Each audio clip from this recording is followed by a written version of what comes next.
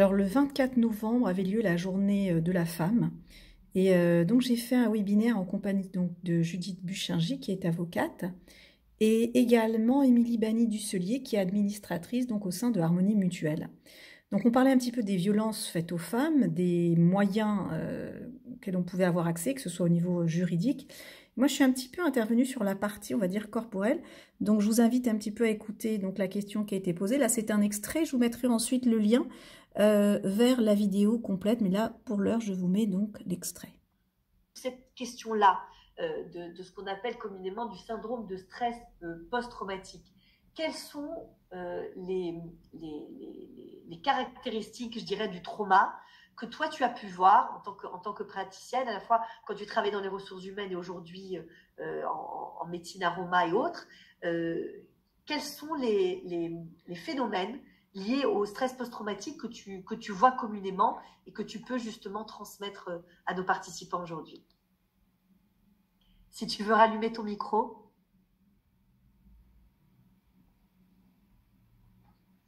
Merci Judith pour la question. Donc moi je me régale déjà, numéro 1. J'ai des petites notes de partout.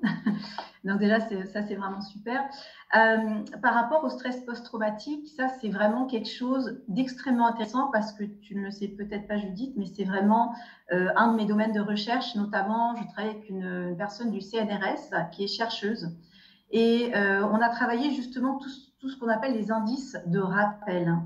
Les indices de rappel, c'est par exemple la personne au moment où elle s'est fait voler son sac, au moment où elle a subi on va dire une violence physique, et bien par exemple, il y avait l'odeur de la cigarette qui flottait dans l'air. D'accord? Ça veut dire qu'à chaque fois que cette dame, elle va sentir l'odeur de la cigarette qui va flotter dans l'air, c'est ce qu'on appelle un indice de rappel. Donc, ça va lui rappeler la situation. Donc, ça veut dire que cette personne, soit elle s'éloigne très loin des cigarettes, ou alors cette vie devient très, très compliquée parce que là j'ai pris l'exemple de la cigarette, mais imaginons d'autres types de bruits et là je parle simplement d'un canal. Donc il faut savoir qu'il y a différents canaux, on va différencier les différents canaux. Donc tout à l'heure je te disais le canal visuel, auditif, kinesthésique, là je parle du canal olfactif et tu vas voir pourquoi dans un instant. Donc ce qui est très intéressant, et ça c'est la vraie question qui se pose, c'est et ça c'est une vraie question, c'est comme ça que je l'ai vécu dans ma pratique, c'est est-ce que la lobotomie existe? C'est-à-dire, est-ce qu'on peut carrément effacer ce souvenir? Est-ce qu'on peut effacer tout ça? Alors la réponse, et là je la trouve très intéressante, et ça vient de la neuroscience, on ne va pas pouvoir effacer le souvenir, mais écoutez bien, on va pouvoir baisser la charge émotionnelle. Dès lors où on va pouvoir baisser cette charge émotionnelle, ça veut dire que moi, je ressens cette odeur de cigarette, et même si la femme a eu un trauma, eh bien, elle ne va plus être dans cette situation de post-trauma. Parce que oui, ça sent effectivement la cigarette.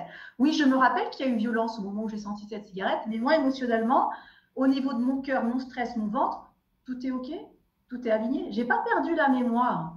Mais par contre, j'ai dissocié, puisque Judith, tu parlais de dissociation, j'ai dissocié l'événement à l'émotion. Et ça, c'est un travail qu'on peut faire avec ce que moi j'utilise comme outil, c'est-à-dire les huiles essentielles, mais ça peut être aussi l'odeur des plantes ou ça peut être avec des parfums, c'est-à-dire on va dire l'outil olfactif.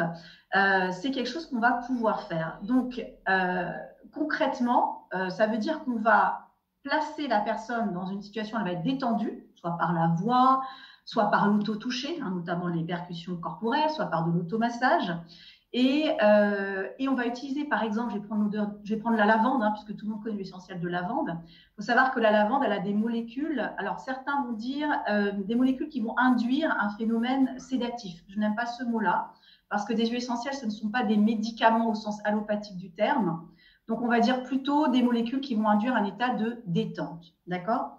Donc, dès lors où le sujet il est placé dans un état de détente, il y a quelque chose de magique qui se produit, c'est ce qu'on appelle la labilité de la mémoire. Eh bien, il peut y avoir une modification, une reprogrammation des souvenirs. Pas des souvenirs en tant que tels, mais l'émotion qui y est attachée. Donc, qu'est-ce qu'on fait? La personne, elle dit, au moment où j'ai subi cet acte de violence, il y avait un bruit terrible, il y avait des portes qui claquaient, des hurlements. Et à chaque fois que j'entends des cris, des hurlements, ça y est, je suis replongée dans cette situation. Très bien. On va respirer ces huiles essentielles. On va faire ces percussions corporelles et moi, je vais claquer la porte. D'accord? Sauf que tu es dans un état où tu as confiance avec moi, tu es dans un état où tu as senti des odeurs qui vont induire cet état-là, cet état de détente, et là, il peut y avoir une modification une reprogrammation, on va dire, de ce souvenir. Et moi, je vais claquer la porte à ce moment-là.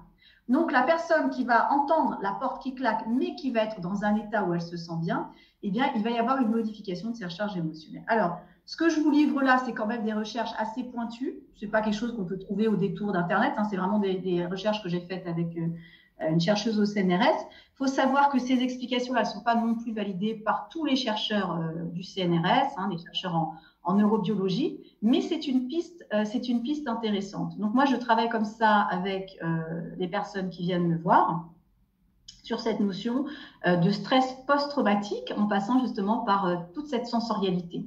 Et la clé, elle est vraiment là, c'est-à-dire faire baisser cette charge émotionnelle en créant un environnement qui soit différent de ce que la personne elle a vécu au moment où elle a eu ce stress. Voilà. Merci beaucoup Magali, c'est très très intéressant. Et pour rebondir sur ce que tu dis, encore une fois, l'idée n'est pas du tout de s'improviser médecin, aromathérapeute, psychiatre ou quoi que ce soit. Mais parfois dans l'entretien, et cet entretien est tellement, tellement important. La première fois qu'on vient voir un avocat, la première fois qu'on vient voir une assistante sociale, la première fois voilà, qu'on vient voir un professionnel, surtout au sein de l'entreprise, eh bien ce professionnel-là peut créer un tout petit peu un environnement ou proposer à la personne un petit climat de détente qui lui permettra précisément de pouvoir mieux déployer la parole. Alors avant de passer à la problématique extrêmement importante des auteurs de violences conjugales, je vais répondre aux questions rapidement.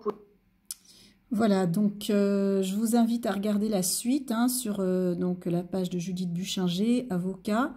Donc c'était vraiment c'était un échange qui était extrêmement instructif, intéressant.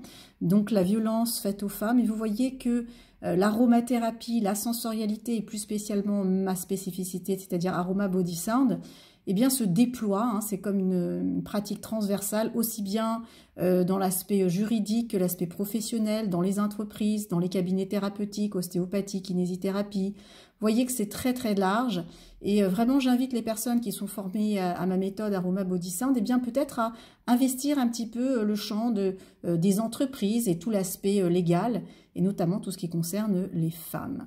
Voilà, je vous mettrai le lien pour regarder la suite de ces webinaires, et puis je vous souhaite une très bonne journée. À bientôt.